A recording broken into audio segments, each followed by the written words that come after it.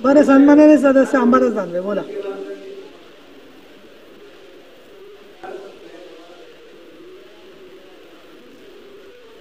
सभापती महोदय, राज्यपालांनी जे अभिभाषण केलेलं आहे याला जो अभिनंदनाचा प्रस्ताव माननीय प्रवीणजी दरेकर यांनी मांडलेला आहे आणि या प्रस्तावाला विरोध करण्यासाठी मी उभा आहे. कारण हा प्रस्ताव ज्यावेळेस ठेवला किंवा जे राज्यपालांचं भाषण आहे हे भाषण जर आपण पूर्णपणे वाचलं तर मला असं वाटतं तेच ते मुद्दे, आकडेवारी बदल आणि एक गुळगुळीतपणा आणि अतिशय वेग असं भाषण आहे. याच्यात कन्स्ट्रक्टिव्ह असं कोणतीच भूमिका नाही. म्हणून या भाषणाविषयी राज्यपालांनी ज्या भूमिका मांडल्या त्याच्याविषयी खेद व्यक्त करण्यासाठी मी उभा आहे. कारण या भाषणाची सुरुवातच बघितली, छत्रपती माझं शासन, राजमाता जिजाऊ, छत्रपती शिवाजी महाराज, डॉक्टर बाबासाहेब आंबेडकर, महात्मा ज्योतिबा फुले, बिरसा मुंडा, अहिल्याबाई होळकर, राजर्षी छत्रपती शाहू महाराज यांच्या उच्च आदर्शाचे सदैव पालन करते असं त्यांनी म्हटलेलं आहे. एक कविता आहे छत्रपती शिवरायाच्या विषयी, एका कवीनं फार मोठी, मी फक्त 4 ओळी त्याच्यातल्या व्यक्त करतो. देश प्रेम का अलख जगा कर, देश प्रेम का अलख जगा कर, रणभेरी में कूद पड़े, मतमस्त ऐरावत की पद छापों से विशाल पर्वत भी उखड़ पड़े. असा विशाल पर्वत सुद्धा उखडून टाकणारे छत्रपती शिवाजी महाराज आणि अशी जनतेची भावना असताना त्यांचा पुतळा 7 महिन्यात पडतो. 7 महिन्यामध्ये हा पुतळा पडतो आणि हे सरकार म्हणतं की आम्ही छत्रपती शिवरायांच्या विचाराचं, उच्च आदर्शाचं सदैव पालन करतो. ज्यांनी छत्रपती शिवरायाच्या पुतळ्याचं 7 महिने सुद्धा ज्याला संरक्षण करता आलं नाही असं सरकार, अशा सरकारची भूमिका राज्यपाल मांडतात. डॉक्टर बाबासाहेब आंबेडकरांची घटना जी त्यांनी लिहिलेली संविधान, तिचा अपमान परभणी सारख्या शहरात होतो आणि आपण पुन्हा सांगता राज्यपाल महोदय की आम्ही उच्च आदर्शाचे सदैव पालन करतो. महात्मा ज्योतिबा फुले विषयी बोललेलं आहे. राजर्षी शाहू महाराज सरकार येतं, सगळ्या महापुरुषांचे फोटो टाकले जातात, परंतु राजर्षी शाहू महाराजांना आपण विसरतो सभापती महोदय. आणि मग फक्त हे कागदावर छापण्यापुरतं हे भाषण आहे का? फक्त लिहिण्यासाठी भाषण आहे का? छपाई करण्यासाठी भाषण आहे का?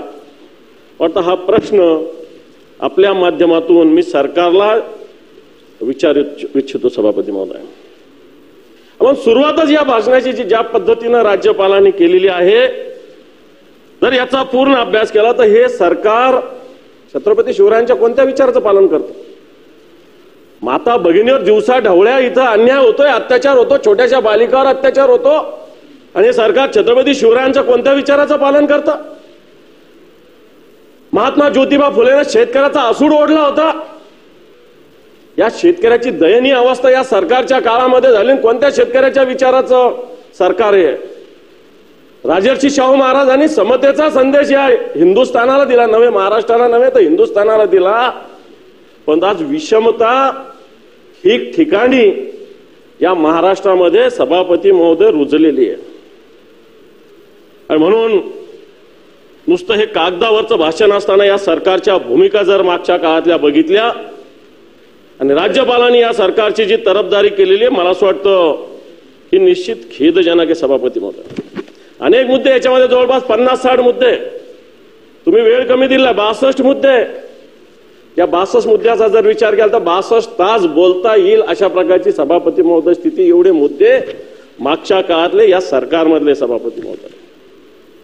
आज हे महाराष्ट्र औद्योगिकदृष्ट्या प्रगत राष्ट्र आहे असं म्हटलं गेलं, प्रगत राज्य असं म्हटलेलं आहे. माझ्याकडे याचे डिटेल्स आहे सभापती महोदय. काय प्रगती झाली या महाराष्ट्राची. राज्यपाल महोदयाने काय म्हटलेलं आहे, किती ट्रिलियन आपली अर्थव्यवस्था होणार आहे. महाराष्ट्र स्थापनेपासून 471 ट्रिलियनची आपली अर्थव्यवस्था, 2028 पर्यंत यांना 1000 ट्रिलियनची अर्थव्यवस्था सभापती महोदय करायची आहे. महाराष्ट्र जसा स्थापन झाला,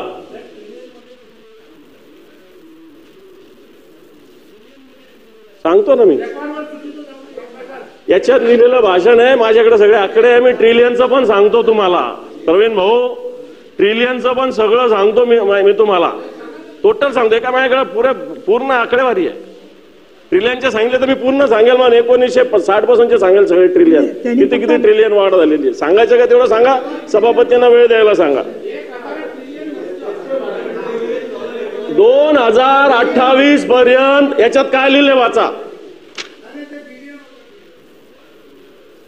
याच्यात काय लिहिले वाचा.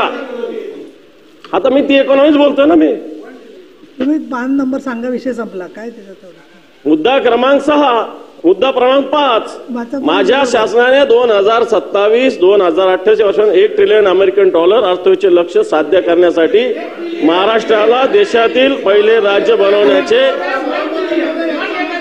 1 ट्रिलियन असेल तर 1 ट्रिलियन वाचा. सभापती महोदय, ट्रिलियन दिले ना. मी 1000 चुकून बोललो. मी माझा शब्द वापरला. काढून टाका. झालं. त्यांनी सांगितलं हो, त्यांनी मान्य केलं. सभापती महोदय, 1000 नाही 1 ट्रिलियन. 3 शून्य जास्त आली. खाली बसा. नाही तुम्हाला खाली बसा. नाही दानवे साहेब बोलतायत, त्यांनी शब्द मागे घेतले, तुम्ही ते शब्द परत चुकीचे बोलू नका. चला, मला बिलियन बोलायचं होतं, मी ट्रिलियन बोललो. ओ प्रसादजी, मला बिलियन बोलायचं होतं, मी ट्रिलियन बोललो. त्यापेक्षा मराठीत बोलायचं ना. आता ते प्रसाद लाडला बिलियन ट्रिलियन माहितीये, मला काय माहिती बिलियन आणि ट्रिलियन. ठीक आहे, आता बोलू द्या. चला, 2028 पर्यंत 417 बिलियन वरून $1 ट्रिलियन म्हणजेच $1000 बिलियन कसे करणार, हा माझा प्रश्न आहे. कारण आतापर्यंत पूर्ण राज्याच्या अर्थव्यवस्थेचं जर पूर्ण आपण गणित बघितलं तर पूर्ण महाराष्ट्र राज्य स्थापनेपासून हे 417 बिलियन पर्यंत आपलं उद्दिष्ट आहे. मला असं वाटतं याच्यामध्ये जो उल्लेख केलाय राज्यपालाच्या भाषणामध्ये सभापती महोदय, ही अर्थव्यवस्था होऊ शकत नाही, हे दिवा स्वप्न आहे. कारण आपण अमृतकाल सांगितलं, वेगळं सांगितलं, पंचामृत सांगितलं बजेटमध्ये मागच्या 2 वर्षापूर्वी. या पंचामृताचं एक पण अमृत या महाराष्ट्रासाठी अजून मिळालं नाही सभापती महोदय. तर राज्याची अर्थव्यवस्था बघितली तर जवळपास 8 लाख कोटीचं कर्ज राज्याच्या डोक्यावर. पुरवणीवर याच्यात बोलू आपण, पण तो 8 लाख कोटीचं कर्ज या महाराष्ट्राच्या डोक्यावर सभापती महोदय आत्ताच्या घडीला आहे. राज्याचे जीडीपी जर बघितले तर आकडे सांगितले जातात. माझ्याकडे आकडे आता महाराष्ट्राचा जीडीपी भले 1 नंबरवर आहे, परंतु मागच्या काळातलं जर ऍव्हरेज बघितलं तर मला असं वाटतं आपली प्रगती जशी व्हायला पाहिजे बाकीच्या राज्याची, तामिळनाडू असेल, गुजरात असेल, कर्नाटक असेल, हे ज्या गतीनं जात आहेत त्या गतीनं आपण जाऊ शकत नाही. अशा प्रकारची सभापती महोदय आत्ताच्या या सरकारची स्थिती आहे. म्हणून अर्थव्यवस्थेच्या बाबतीमध्ये या राज्याचं अर्थकारण जर बघितलं तर आज राज्याची अर्थव्यवस्था पूर्णपणे सभापती महोदय डबघाईला आलेली आहे. आज हे राज्य अतिशय मागच्या स्तरावर फेकलं जातं, अशा प्रकारची स्थिती आहे. आणि म्हणून हे राज्य खऱ्या अर्थानं आर्थिक अधोगतीला नेण्याचं पाप मागच्या काळामध्ये या सरकारनं सभापती महोदय केलेलं आहे.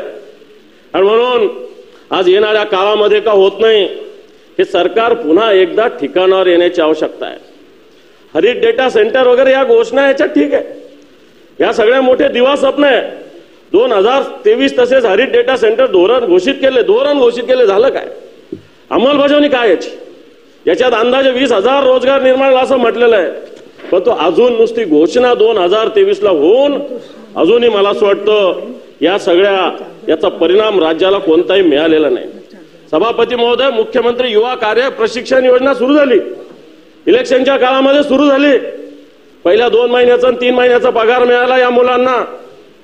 आता पगार मिळालेला नाही आणि 6 महिन्यानंतर यांनी करायचं काय हा एक प्रश्न आहे. 6 महिन्यासाठी दिलं या बेरोजगारांना, कोणाला 4,000 रुपये, कोणाला 8,000 रुपये, कोणाला 10,000 रुपये. याच्यात ITI मुलं आहे, बाकी मुलं आहे. मी म्हणेल याच्यात BSc ऍग्री झालेले मुलं असले पाहिजे. ऍग्री डिप्लोमा केलेले, जे कृषी क्षेत्रात डिप्लोमा केलेले मुलं असले पाहिजे. यांनी काय करायचं? फक्त ITI वाल्यांना करायचं हे? फक्त बाकीच्या टेक्निकल वाल्यांना करायचं? माझं आपल्या मार्फत या सरकारला विनंती राहील की BSc ऍग्रीकल्चर करणाऱ्या आणि डिप्लोमा करणाऱ्या विद्यार्थ्यांचा सुद्धा याच्यामध्ये सभापती महोदय सहभाग असण्याची आवश्यकता आहे. सभापती महोदय, या राज्याने लाडकी बहीण योजना केली. मी आता पुरवण्यावर मी बोलणार आहे. 2100 रुपये द्यायचं आश्वासन दिलेलं आहे, पण पुरवण्याच्या माध्यमातून मला वाटत नाही की 2100 रुपये दिले जातील. परंतु जी गॅसची योजना, अन्नपूर्णा योजना जाहीर केलेली आहे, अजून या अन्नपूर्णा योजना मला वाटतं उज्ज्वला योजनेच्या धर्तीवर आहे. उज्ज्वला योजना बऱ्याच जणांनी बंद केलेली आहे. एकदाच गॅस सिलेंडर घेतलेला आहे, नंतर हे गॅस सिलेंडर घेतलं म्हणून याचा लाभ अतिशय कमी महिलांना मिळणार आहे. मी मागणी करेल की मागच्या काळात उज्ज्वला रजिस्ट्रेशन झाल्यानंतर कोणी सिलेंडर घेतलं असावं किंवा नसावं, एकदा जरी घेतलं असेल तर या सगळ्या महिलांना या अन्नपूर्णा योजनामध्ये समावेश करण्याची आवश्यकता आहे. कारण मागच्या काळात केंद्राची उज्ज्वला योजना होती, बऱ्याच महिलांनी गॅस सिलेंडर घेतले, परंतु 2रं, 3रं, 4थं कनेक्शन कधी घेतलं नाही. परंतु या अन्नपूर्णामध्ये घेत असताना मला असं वाटतं उज्ज्वलामध्ये ज्याचं रजिस्ट्रेशन झालं त्यांना सरसगट, कारण त्याच्यात मी बऱ्याच गॅस एजन्सीला फोन केले, DSOला फोन केले, जे ऍक्टिव्हेट आहे, जे आता चालू आहे, शिंदे साहेब, जे आता चालू आहे त्यांनाच देणार असं म्हटलं जातं. माझं म्हणणं असं आहे की उज्ज्वलामध्ये ज्याचं रजिस्ट्रेशन झालेलं आहे त्या सगळ्या महिलांना ह्या 3 सिलेंडरचा लाभ मिळाला पाहिजे, अशा प्रकारची मागणी मी आपल्या मार्फत या सरकारला करणार. सभापती महोदय, सर्वोच्च न्यायालयाच्या निर्णयाच्या आधीन अनुसूचित क्षेत्रातील रिक्त पदे भरण्याचा मुद्दा मांडलेला आहे, पण हे रिक्त पदे भरत असताना आज ही याची गती अतिशय कमी आहे. सभापती महोदय, अतिशय हळूहळू हे सगळं चालू आहे. याची गती येण्याची आवश्यकता आहे. या सगळ्या याच्यामध्ये गती जर घेतली तर मला असं वाटतं निश्चित आदिवासींना न्याय मिळू शकेल. सभापती महोदय, निवृत्ती वेतन योजनेचा उल्लेख केला, परंतु या राज्यातील ज्या सरकारी अधिकाऱ्यांची भूमिका आहे, सातत्यानं जुनी पेन्शन योजना लागू केली पाहिजे, ही भूमिका सातत्यानं या राज्यातील सर्व कर्मचाऱ्यांनी मांडलेली आहे. या जुन्या पेन्शनच्या बाबतीत सरकारने येणाऱ्या काळात सरकार काय धोरण करणार आहे की हीच जी केंद्र शासनाने एकीकृत निवृत्ती वेतन आहे हीच करणार आहे. कारण सरकारने सुद्धा याच्यामध्ये येणाऱ्या काळामध्ये जुनी पेन्शनच्या योजनेमध्ये मला असं वाटतं पुढाकार घेण्याची आवश्यकता आहे. आज प्रधानमंत्री आवास योजना ग्रामीण असो, शहरी असो, राज्याच्या वेगळ्या योजना असतील, शबरी योजना असतील, अन्य रमाई योजना असतील, अतिशय स्लो काम चालू आहे. सभापती महोदय, 2022ला आपण हर घर छत देणार होतो, 2024 उजाडलेलं आहे. 10% सध्या लोकांना अजून घरकुलाचा लाभ मिळाला. मग ग्रामीण भाग असेल नाही तर शहरी भाग असेल, या सगळ्या ठिकाणी अजूनही घरकुलाचा लाभ जसा पाहिजे तसा सभापती महोदय जनतेला मिळालेला नाही. सभापती महोदय, या सगळ्या माध्यमातून या घरकुलाची जर आपण स्थिती बघितली तर फक्त सरकार घोषणा करतंय हर घर छत देणार होतं, परंतु अजून छत मिळालेलं नाही. सभापती महोदय, पुणे ते छत्रपती संभाजीनगर रस्त्याचा याच्यात उल्लेख केलेला आहे, ग्रीनफील्ड द्रुतगती मार्गाचा, परंतु अजून याचा कोणताही पुढच्या काळामध्ये कोणतेही पावलं उचललेले गेले नाहीये. आणि म्हणून सभापती महोदय, या सगळ्या विषयामध्ये बोलत असताना खऱ्या अर्थाने सरकार ज्या पद्धतीनं काम करतं या जनतेच्या हिताचं काम कुठंच होत नाही. अनेक उपसा जलसिंचन योजनाविषयी सरकारने भूमिका घेतलेल्या आहे. मला असं वाटतं कालच संभाजीनगरची जी रामकृष्ण उपसा जलसिंचन योजना होता त्याच्यामध्ये कॅबिनेटने निर्णय घेतलेला आहे. पण तशीच योजना एक मुक्तेश्वर उपसा जलसिंचन योजना सुद्धा आहे, मोठी योजना, हिच्याविषयी सुद्धा सरकारने पावलं उचलण्याची आवश्यकता आहे. कारण अनेक सहकारी संस्थांनी मागच्या काळामध्ये या महाराष्ट्रामध्ये अनेक सिंचनाच्या योजना सुरू केल्या. सभापती महोदय, परंतु या सिंचनाच्या योजना सुरू होत असताना या योजना नियोजनाअभावी किंवा सरकारच्या सहकार्याअभावी बंद पडलेल्या आहे. म्हणून याच्यामध्ये सुद्धा सरकारने लक्ष देण्याची आवश्यकता आहे. सभापती महोदय, सरकारने वेगवेगळ्या विषय बोललेला आहे. आश्रम शाळाविषयी हे देणार, आभासी टॅब देणार, प्रयोगशाळा देणार, डिजिटल वर्ग घेणार. तुम्ही सकाळी सभापती महोदय नंदुरबारचा आणि पालघरचा उल्लेख केला. या आदिवासी शाळांची आवश्यकता काय? इथं बेसिक सुविधा नाही, बाथरूम नीट नाही, नीट बेडरूम नाही, नीट बेड नाही, मुलींसाठी डॉक्टर नाही. या सगळ्या हॉस्टेलमध्ये मी अनेक हॉस्टेलला जाऊन आलो सभापती महोदय. इगतपुरीला गेलो, त्र्यंबकेश्वरला गेलो, वाड्याला गेलो, पालघरला गेलो, डहाणूला गेलो, मी मेळघाटला गेलो. या सगळ्या ठिकाणी म्हटलं तर कुठे बेसिक सुविधा सुद्धा उपलब्ध नाही. तिथं लाईट नाही, तिथं आपण नेटची व्यवस्था करतो म्हणतो, इंटरनेट सांगतो, टॅब घेणार म्हणतो सांगतो, आभासी वर्ग कुठून चालवणार? नेटच तिथलं पोहोचलं नाही, इंटरनेटच तिथं नाही. तर मला असं वाटतं आपण तिथं आभासी या सगळ्या गोष्टी कशा पद्धतीनं पोहोचवणार हा एक प्रश्न आहे सभापती महोदय. मागच्या काळामध्ये पेसाच्या विषयी आदिवासी विभागाला स्पष्टपणे बजेट किती असावं दिलेलं आहे, परंतु मागच्या काळामध्ये या सगळ्या आदिवासी शाळांकडे किंवा आदिवासी आश्रमशाळांकडे पूर्णपणे दुर्लक्ष आहे. सभापती महोदय, एका विषयाकडे मी आपलं लक्ष वेधू इच्छितो. 2017 ते 2022 या काळामध्ये अशा शाळेमध्ये 680 मृत्यू झाले सभापती महोदय. हे मृत्यू विजेच्या शॉकने झाले, कुत्रा चावल्याने झाले, पाण्यात बुडून झाले, श्वसनाच्या त्रासामुळे झाले. अशा वेगवेगळ्या पद्धतीने जर बघितले तर या मुलांचे जवळपास 680 विद्यार्थ्यांचे मृत्यू या आश्रम शाळेमध्ये घेतलेले. सरकार एकीकडे टॅब देणार म्हणतं, आभासी वर्ग घेणार म्हणतं, डिजिटल वर्ग करणार म्हणतं, परंतु खऱ्या अर्थानं जर बघितलं तर या बेसिक गोष्टीच या ठिकाणी अजून उपलब्ध नाही.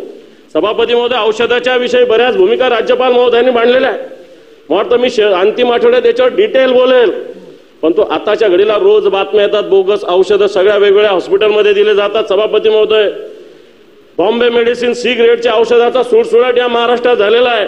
ठिकठिकाणी लोकांना फसवलं जात आहे आणि म्हणून मला असं वाटतं हे फसवलं जात असताना या विषयाकडे सुद्धा आपण लक्ष देण्याची आवश्यकता आहे. आपण त्या ऑलिम्पिकमध्ये पदक मिळवणाऱ्या स्वप्नील कुसळला 2 कोटी दिले.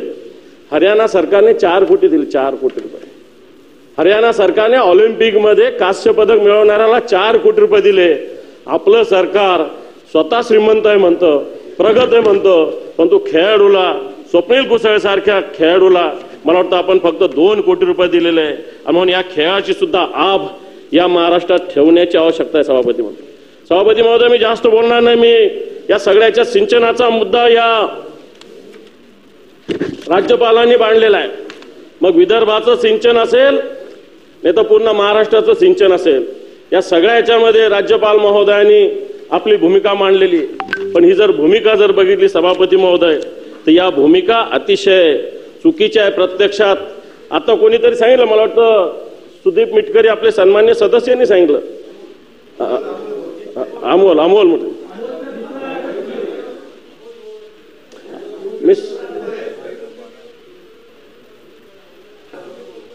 वैनगंगा नळगंगा नदीजोड प्रकल्पाला मंजुरी दिली खरी, अजून नुसती या प्रकल्पाबरोबरच गेल्या 10 वर्षात विदर्भातील एकही मोठा सिंचन प्रकल्प पूर्ण झालेला नाही आहे.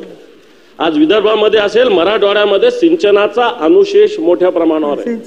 मराठवाड्यात राज्य मंत्रिमंडळाची बैठक झाली, 46,000 कोटी रुपयाचं आश्वासन दिलं, पण अजून 46 रुपये सुद्धा या मराठवाड्यासाठी खर्च झाले. तीच परिस्थिती या विदर्भाची आहे. प्रधानमंत्री कृषी सिंचाई योजनेचा या राज्यपालांच्या भाषणात उल्लेख आहे, परंतु आज या सिंचन प्रकल्पाची जर परिस्थिती बघितली की मला असं वाटतं जे उद्दिष्ट ठरवलं होतं 5.37 लाख इतकं क्षेत्र सिंचन लागवडीखाली येणार, त्याच्यापैकी आतापर्यंत फक्त 2.25 लाख सिंचनाखाली आलं. अनेक प्रकल्प आजही सिंचनाचे हे अपूर्ण आहे सभापती महोदय. सरकारने याच्यामध्ये वैनगंगा नळगंगा पैनगंगा नदीजोड प्रकल्प, त्याचप्रमाणे नारपार प्रकल्प असे वेगवेगळ्या विषय मांडणी केलेली आहे, परंतु प्रत्यक्षात मराठवाडा वॉटर ग्रीड मध्ये सुद्धा वैतरणा मुकणे जोडण्याचं टेंडर निघून 2 वर्ष झालं सभापती महोदय, परंतु अजूनही मला असं वाटतं हे काम सुरू होऊ शकत नाही. खऱ्या अर्थानं हा वैनगंगा नळगंगा पैनगंगा प्रकल्प नागपूर असेल, अमरावती असेल, वर्धा असेल, बुलढाणा असेल, यवतमाळ असेल, अकोला असेल, वाशिम असेल या जिल्ह्यासाठी अतिशय महत्वाचा आहे, परंतु सरकारने याच्यासाठी मला वाटतं तातडीनं पावलं उचलण्याची आवश्यकता आहे. सभापती महोदय, आज या सगळ्या परिस्थितीमध्ये शेतकऱ्यांच्या परिस्थितीकडे आपण आज जर एक शेतकऱ्यांची परिस्थिती बघितली, महाराष्ट्र असेल, विदर्भ असेल, मराठवाडा असेल, या सगळ्या भागातील एक जणांनी एक कविता म्हणली, कापसाच्या झाल्या वाती आणि सोयाबीनची झाली बघा माती, अशा प्रकारचं वक्तव्य केलंय. आज कापसाची स्थिती काय, कापसाला भाव काय, कापसाच्या उत्पादनाला खर्च किती येतो, प्रत्यक्षात बाजारात किती भाव मिळतो, सोयाबीनची स्थिती काय? मला वाटतं सत्ताधारी पक्षानं इलेक्शनच्या काळामध्ये 6,000 रुपये सोयाबीनला हमी भाव देण्याची घोषणा केली. पण 6,000 हमी भाव देत असताना आज बाजारामध्ये 6,000 रुपये कुठे मिळत नाही अशा प्रकारची स्थिती आहे. कापसाची सुद्धा ती स्थिती आहे. शेतकऱ्याला बेभाव कवडी मोलानं हा कापूस असेल, सोयाबीन असेल, हा लोकांना विकावा लागतो, व्यापाऱ्यांना विकावा लागतो. सभापती महोदय, सौर कृषी पंपाविषयी याच्यात भूमिका म्हणली. येणाऱ्या काळामध्ये या महाराष्ट्राला प्रगतीच्या दिशेनं जायचं तर सौर कृषी पंप आवश्यक आहे. मुख्यमंत्री सौर योजना आहे आणि कुसुम योजना केंद्राची आहे. जर आता याच्यात जर आकडा बघितला तर या आकडा तफावत आहे. माझ्याकडे ऑलरेडी गव्हर्नमेंटच्या पोर्टलवरचा आकडा आहे की पोर्टलवर नोंदणी झालेले 12,46,426 जण आहे शेतकरी. त्याच्यातल्या फक्त 1,29,847 सौर पंप फीट झालेले आहेत. सभापती महोदय, याला राज्य स्तरावर वेंडर्स वाढवण्याची आवश्यकता आहे मोठ्या प्रमाणात. याला वेंडर्स कमी आहेत. वेंडर्स केंद्र शासनाने राज्य शासनाने नेमलेले आहेत, पण याला वेंडर्स वाढवण्याची आवश्यकता आहे. आणि मला असं वाटतं बजेट जे काही असेल येणाऱ्या काळामध्ये सौर ऊर्जेसाठी जास्तीत जास्त बजेट जर दिलं तर मला वाटतं शेतकऱ्यांना याचा जास्त फायदा होणार आहे. कारण आपण विजेचा प्रश्न आज ना उद्या निर्माण होणार आहे आणि म्हणून वाटतं या सौर ऊर्जेला आपण लवकरात, आणि सगळ्यात महत्वाचं हे जे सौर ऊर्जेचे पंप आस्थापना करण्यासाठी याच्याकडे स्वतंत्र व्यवस्था सरकारकडे नाहीये. महावितरणचेच कोणते तरी अधिकारी करतात. माझी सरकारला सूचना नाही की याच्यासाठी सौर ऊर्जेसाठी स्वतंत्र अधिकारी असला पाहिजे की त्यांनी हेच काम केलं पाहिजे. बरोबर का नाही? बाकी कोणतंही काम नाही केलं पाहिजे. प्रत्येक जिल्हा स्तरावर, तालुका स्तरावर सौर पंप जे जे लावणार आहे त्याचा पूर्ण आढावा, त्याचं रजिस्ट्रेशन, किती वितरित करणार, किती आवश्यकता आहे आणि जास्त पद्धतीनं कशा पद्धतीनं मिळेल त्याच्यासाठी मान्य शिंदे साहेब इथं बसलेले, मी त्यांना मागणी करेल येणाऱ्या काळामध्ये याच्यासाठी एक स्वतंत्र आस्थापना फक्त सौर कृषी पंपासाठी आवश्यक आहे. कारण हे अधिकाऱ्यांना इकडे शेतकऱ्यांचे विषय असतात, याच्यात त्यांचं लक्ष लागत नाही, मन लागत नाही. त्यांना मागे बाकी उद्योजकांच्या वगैरे कामात त्यांचं जास्त लक्ष लागतं. आणि म्हणून माझी सूचना आणि विनंती राहील सरकारला की या संदर्भात सरकारने पुढाकार घेऊन येणाऱ्या काळामध्ये सौर कृषी पंप लागण्यासाठी पुढाकार घेण्याची आवश्यकता आहे. याला स्वतंत्र आस्थापना उभा करण्याची आवश्यकता आहे. सभापती महोदय, पीक विमा आपण 1 रुपयात पीक विमा देतो, पण या पीक विम्याची स्थिती काय? 2023च्या खरीपाचा पीक विमा अजून मिळालेला नाही. 2023च्या रब्बीचा पीक विमा अजून मोठ्या प्रमाणावर मिळालेला नाही. 2023चे खरीप 2023चा अजून 243.97 कोटी रुपये अजून वाटप करायचे बाकी आहे. रब्बीचे सुद्धा अजून 195 कोटी रुपये वाटप करण्याचे बाकी आहे. सरकार पैसा देतं, केंद्र सरकार पैसा देतं, राज्य सरकार पैसा देतं, विमा कंपनी विमा मंजूर करतं, पण तो शेतकऱ्याला वितरित करत नाही. अशा प्रकारची स्थिती सभापती. त्यामुळे हा विमा जो आहे या विम्यासाठी मला असं वाटतं स्वतंत्रपणे सरकारने ड्राईव्ह घेण्याची आवश्यकता आहे. ज्या कंपन्या यांचे कार्यालय सुद्धा कुठेच उपलब्ध नाही, यांचे फोन सुद्धा कुठेच लागत नाही आणि पीक विमा कंपन्या मोठ्या प्रमाणावर सरकारच्या बळावर नफा कमवतात, परंतु मला वाटतं शेतकऱ्याला एक कवडी सुद्धा देत नाही. अशा प्रकारची स्थिती सभापती महोदय. आणि म्हणून या विम्याच्यासाठी सरकारने मला असं वाटतं की अग्रेसिव्हली या कंपन्या नुसत्या नफा कमवण्यासाठी शेतकऱ्याच्या हितासाठी विमा कंपन्यांना काही घेणं देणं नाही आहे. आणि म्हणून सभापती महोदय, या सगळ्या विषयामध्ये आपण पावलं उचलण्याची आवश्यकता आहे. मी सोयाबीन विषयी बोलत असताना आपण सरकारने 5,000 रुपयाची मदत देण्याची घोषणा केली होती. या 5,000 रुपयातले अजून 1400 कोटी रुपये शेतकऱ्यांचे देणं या पूर्ण राज्याचे बाकी आहे. 4,194 कोटी मंजूर केले होते, त्यातले 1400 कोटी रुपये अजून शेतकऱ्याच्या खात्यावर जाण्याची आवश्यकता या कापसासाठी आणि सोयाबीनसाठी. सभापती महोदय, मी दूध उत्पादक शेतकऱ्यांचा मुद्दा आपल्याकडे मांडू इच्छितो, कारण याच्यामध्ये दुधाविषयी सुद्धा बऱ्याच भूमिका मांडलेल्या आहेत. पण आज दुधाची परिस्थिती काय, दूध संघाचे भाव काय, सरकारचे भाव काय, शेतकऱ्याला काय भाव मिळतो? शेतकऱ्याला आपण 5 रुपये अनुदान देण्याची घोषणा केली होती, अजून सुद्धा याच्यातलं अनुदान देणं बाकी आहे. अजूनही याच्यातलं 130 कोटी रुपये दुधाचं अनुदान 1.5 वर्षापूर्वी 5 रुपये जाहीर केलं होतं, याच्यातलं 130 कोटी रुपये अजून देणं बाकी आहे. आणि म्हणून दूध उत्पादक शेतकरी आताच्या घडीला अतिशय हलाखीची परिस्थिती जगतोय. वाटतं त्याच्याकडे सुद्धा लक्ष देण्याची आवश्यकता आहे. आज आत्महत्याचा, शेतकऱ्याचा आत्महत्याचा विचार करत असताना आज या राज्यामध्ये सरकार आल्यापासून जवळपास 6,500 आत्महत्या, 6,740 आत्महत्या 31 नोव्हेंबर पासून 1 जुलै 2022 ते 30 नोव्हेंबर 2024 पर्यंत 6,740 आत्महत्या शेतकऱ्या झाल्या आहेत आणि सगळ्यात जास्त आत्महत्या सभापती महोदय अमरावती आणि नागपूर विभागात झालेल्या आहेत. आणि सभापती महोदय, या भागात हे अधिवेशन होत असताना या शेतकऱ्याला आपण न्याय देणार आहे का? हा शेतकरी मान्य मुख्यमंत्र्यांनी मुख्यमंत्री झाल्यानंतर हा महाराष्ट्र आत्महत्या मुक्त करण्याची घोषणा शिंदे साहेबांनी केली होती नांदेडला तो. पण या महाराष्ट्रामध्ये मागच्या काळामध्ये जवळपास 6,500 आत्महत्या सभापती महोदय झाले. म्हणून आत्महत्या करणारा हा महाराष्ट्र शेतकरी या महाराष्ट्रामध्ये आपल्याला पाहायला मिळतो. आज दुष्काळाची परिस्थिती सातत्यानं निर्माण होते. शेतमालाला रास्त भाव सरकार देऊ शकत नाही. हमी केंद्र नुसती घोषणा केली जातं, आपल्याला हमी भाव देण्याची घोषणा केली जाते. हमी भावापेक्षा कमी भाव देणार आहे त्याच्यावर कारवाई करण्याची घोषणा जाते. परंतु या राज्यात अशा पद्धतीनं एकाही व्यक्तीवर कमी भाव देणाऱ्यावर गुन्हा आतापर्यंत दाखल नाही. सभापती महोदय, पीक विम्याच्या बाबतीत अशी स्थिती आहे. आज कांद्याच्या बाबतीत सुद्धा कालच बातमी आलेल्या आहे. कांद्याचा भाव शेतकऱ्याकडून 8 रुपये आणि बाजारामध्ये 80 रुपये अशा प्रकारची स्थिती आहे. सभापती महोदय, कांद्यामध्ये आयात निर्यात धोरण, मला वाटतं आत्ताच्या घडीला या आयात निर्यात धोरणामुळे कांदा उत्पादक शेतकरी सुद्धा त्रस्त आहे. आणि सभापती महोदय, जे भाषण माननीय राज्यपालांनी केलंय, हे जर भाषण बघितलं तर मला असं वाटतं हे नुसतं गुलाबी एक स्वप्न दाखवण्याचं काम आहे. आज जर हे बघितलं तर या राज्यामध्ये शेतकऱ्याची दयनीय अवस्था आहे. माता भगिनीचं संरक्षण हे सरकार करू शकत नाही. बेरोजगारीच्या स्थितीत बघितले तर एमपीएससी, यूपीएससी, एमपीएससीच्या मुलांची मागणी आहे की ज्या वर्षी परीक्षा त्याच ताबडतोब त्याचे निकाल जाहीर व्हावे. यूपीएससीच्या धर्तीवर परीक्षा झाल्यानंतर मला एक दीड वर्ष भरतीसाठी लागतं. आणि म्हणून एमपीएससीचे विद्यार्थी सुद्धा मला असं वाटतं या सरकारला मागणी करतात, सातत्यानं टाहो फोडतायत की मला असं वाटतं आमचं काहीतरी ऐकलं पाहिजे. पण या सरकारच्या कानावर हे जात नाही. ह्या सरकारचे कान त्याच्यासाठी उघडे नाही. आणि म्हणून सभापती महोदय, आज या महाराष्ट्रामध्ये शेतकऱ्याच्या आत्महत्येचा टाहो मोठ्या प्रमाणात फोडला जातो. माता भगिनीच्या संरक्षणाचा प्रश्न या महाराष्ट्रात आहे. बेरोजगारीचा प्रश्न या महाराष्ट्रात आहे. विजेचा प्रश्न या महाराष्ट्रात आहे. आणि असं असताना हे सरकार, मला वाटतं राज्यपाल महोदय अशा पद्धतीनं गोड आणि गुलाबी गोष्टी करत असताना या भाषणाविषयी मी खेद व्यक्त करतो आणि माझं बोलणं थांबवतो. धन्यवाद. जय हिंद, जय महाराष्ट्र.